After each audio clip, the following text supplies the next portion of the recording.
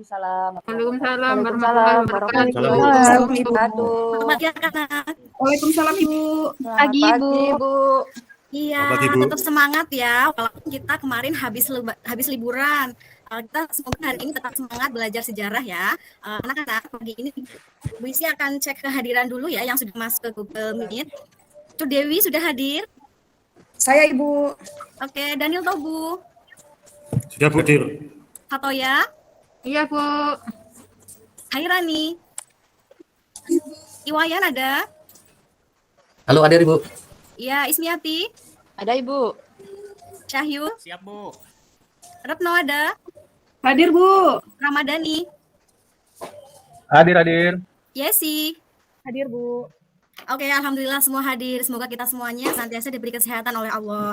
Nah, sebelum belajar, Bu Isi minta ketua kelas untuk memimpin berdoa ya. Silakan Daniel Tobu untuk memimpin berdoa teman-temannya.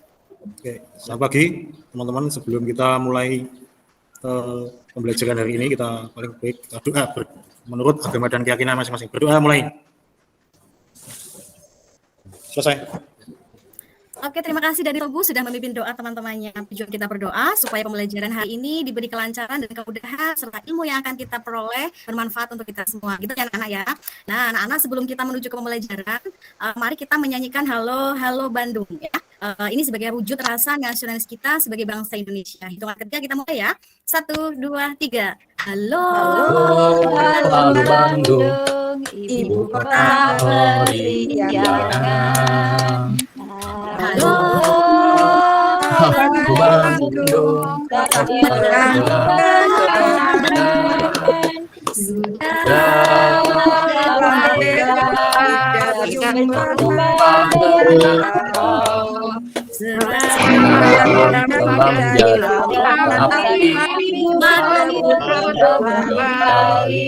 Oke, terima kasih. Hebat semua anak-anak Ibu sudah hafal dan semoga dengan menyanyikan Halo Halo Bandung tadi menambah rasa nasionalisme kita dan kita lebih semangat lagi dalam belajar sejarah. Gitu ya. Oke. Perhatikan di layar kalian, ini sudah ada kompetensi inti yang akan kita pelajari hari ini, kompetensi dasar, indikator pencapaian kompetensi pengetahuan, indikator pencapaian kompetensi keterampilan, dan ada tujuan pembelajaran. Jadi kita hari ini akan belajar tentang pengantar ilmu sejarah dan konsep berpikir sejarah. Kemarin Ibu sudah membagikan modul, apakah sudah dibaca bahan ajarnya? Sudah ya?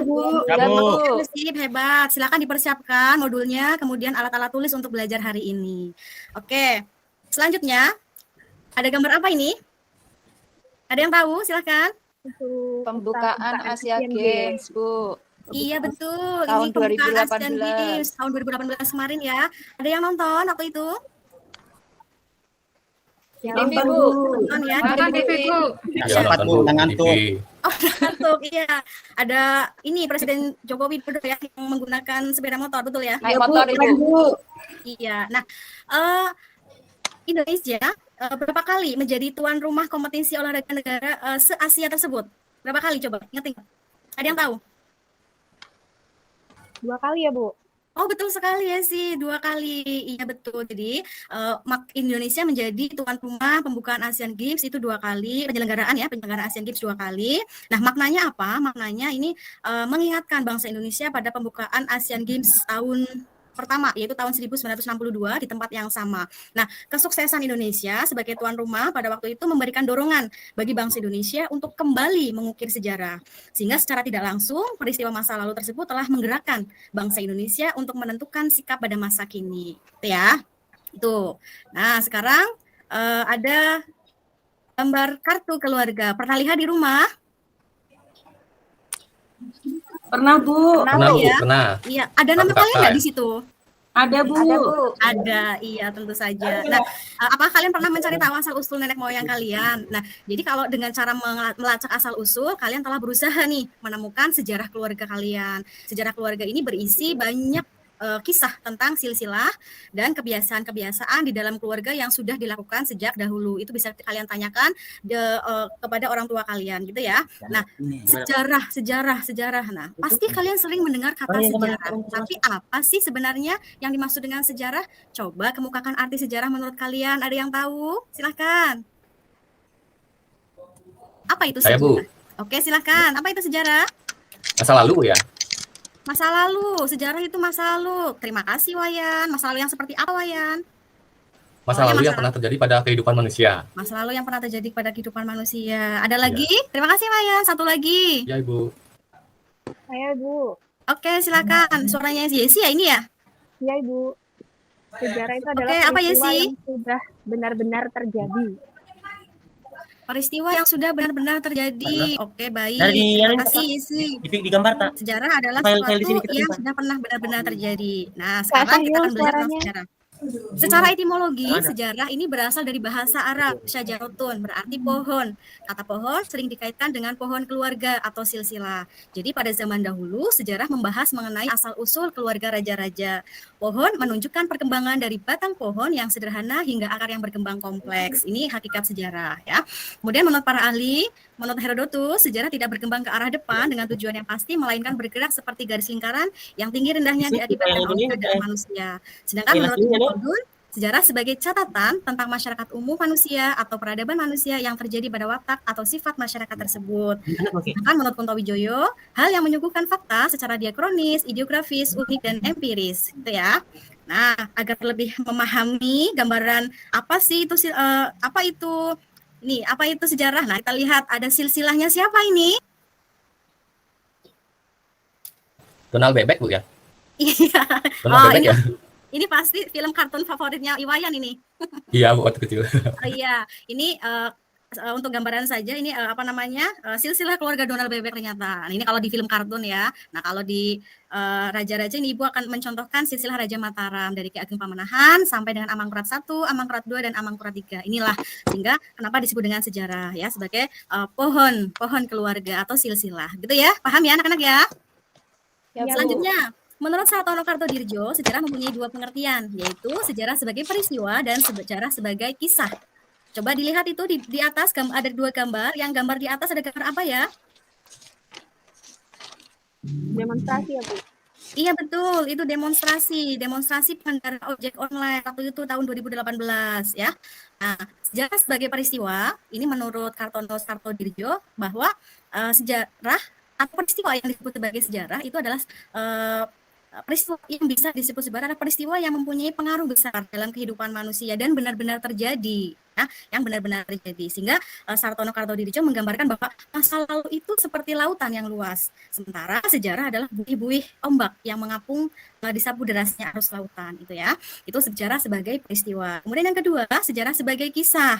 Sejarah sebagai kisah ini artinya peristiwanya ini sudah berlalu, tapi seorang sejarawan berupaya mengisahkan kembali dengan berbekal sumber sejarah. Jadi sejarawan menggali informasi mengenai peristiwa yang ingin direkonstruksi. Nah, hasil rekonstruksi tadi itu yang dinamakan dengan sejarah sebagai kisah, gitu ya. Lanjut. Kedudukan manusia dalam sejarah bisa sebagai objek dan bisa sebagai subjek sejarah. Sebagai objek jika manusia merupakan aktor sentral dalam kajian sejarah. Sebagai subjek ketika manusia berkontribusi dalam penelitian dan penulisan sejarah. Konsep ruang dan waktu dalam sejarah. Dimensi ruang dan waktu dapat menunjukkan peristiwa sejarah sebagai peristiwa yang khas dan unik. Kajian sejarah akan selalu terbatas pada tempat dan waktu tertentu. Ada yang tahu apa itu ruang? Konsep ruang? Saya Bu, tempat ya Bu ya. Oh iya betul Retno, ruang itu tempatnya di mana terjadinya. Ada yang bisa mencontohkan konsep ruang seperti apa dalam peristiwa sejarah? Ya Bu, misalnya ini Bu, demonstrasi 1998 itu dilakukannya di depan gedung DPR, betul nggak Bu?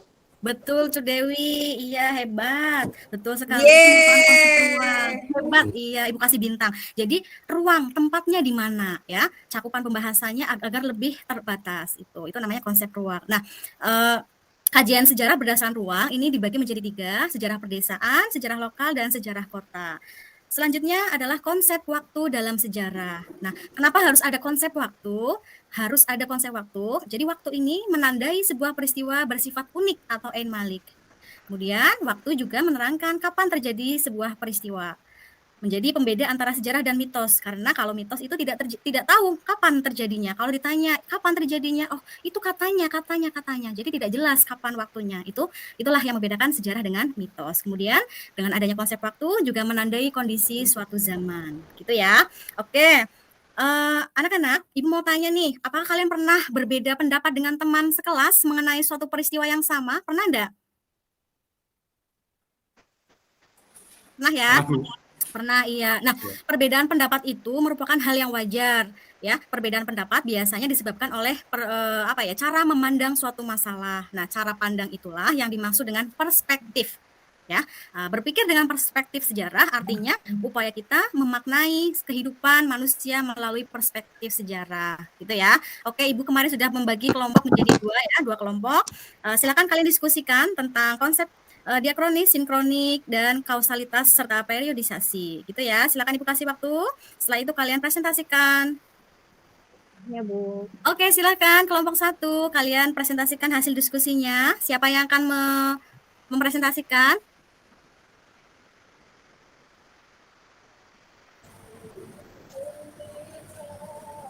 Halo? Halo, ya Bu, saya Bu, kelompok 1 akan mempresentasikan tentang konsep berpikir diakronik. Ya.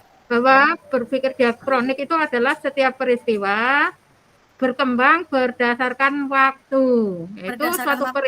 Yaitu suatu peristiwa tidak hadir sebagai peristiwa tunggal dan pasti memiliki hubungan dengan peristiwa sebelumnya. Itu Bu, hasil diskusi kami dari kelompok 1. Oke, terima kasih Pak Toya. Selanjutnya kelompok 2, silakan. Siapa yang mau mempresentasikan hasil diskusinya?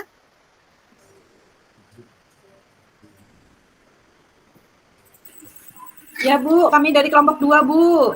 Oke, silakan Retno.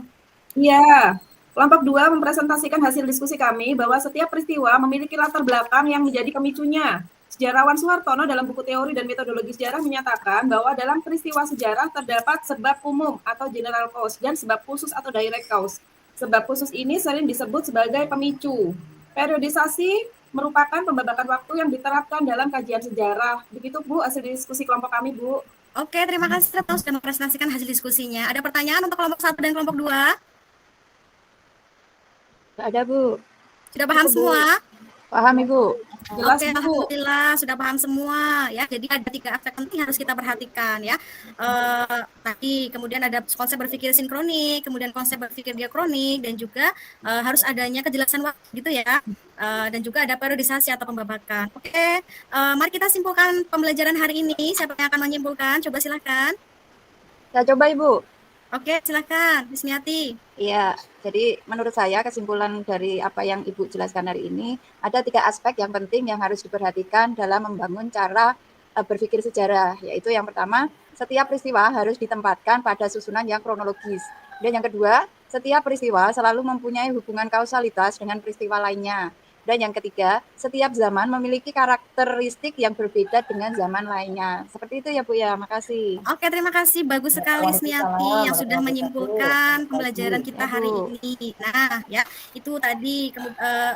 Setelah itu, kalian kerjakan link evaluasi melalui Google Form ya. Ini untuk mengetahui seberapa daya serap kalian untuk materi pada pagi hari ini yang sudah Ibu berikan ya. Di sana juga sudah ada tentang penerapan konsep berpikir sinkronik dan diakronik dalam sejarah. Ibu sudah siapkan materinya, kemudian kalian terapkan dalam konsep berpikir tersebut, begitu ya. Nah, jangan lupa besok dikumpulkan, gitu ya. Ada pertanyaan untuk materi hari ini? Tidak Bu, jelas Bu. Anak-anak hebat. Setelah itu coba ekspresikan kalian hari ini. Ekspresinya seperti apa? Apakah senang, bosan, atau sedih? Senang Bu. Senang ya? Senang Bu. Alhamdulillah. Asik Bu. Asik ya. Oke, sudah jelas semua. Sehingga pelajaran berikutnya Ibu akan memberikan materinya untuk minggu depan adalah perubahan dan keberlanjutan. Silahkan dipersiapkan dengan baik ya. Jangan lupa belajar. Dan jangan lupa jaga protokol kesehatan. Janganlah melihat ke masa depan dengan mata buta. Masa yang lampau sangat berguna sebagai kaca benggala daripada masa yang akan datang. Terima kasih. Assalamualaikum warahmatullahi wabarakatuh. Selamat pagi anak-anak. Waalaikumsalam warahmatullahi wabarakatuh. Selamat pagi Bu.